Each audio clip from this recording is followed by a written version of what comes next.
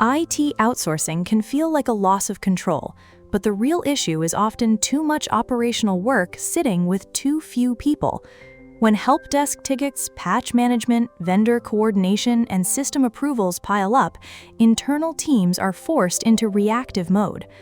As Brad Shafran, president at Connectability, says, outsourcing works when roles are documented, access is reviewed, and every support ticket has a clear owner before a problem reaches users.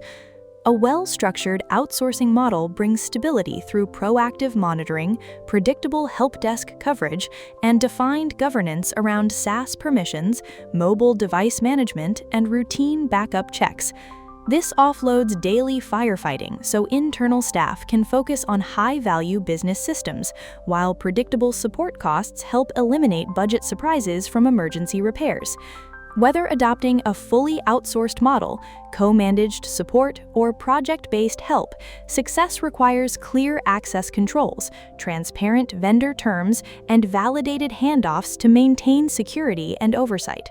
To get the full breakdown of benefits, risks, and service models, read the full article and add this to your Spotify playlist.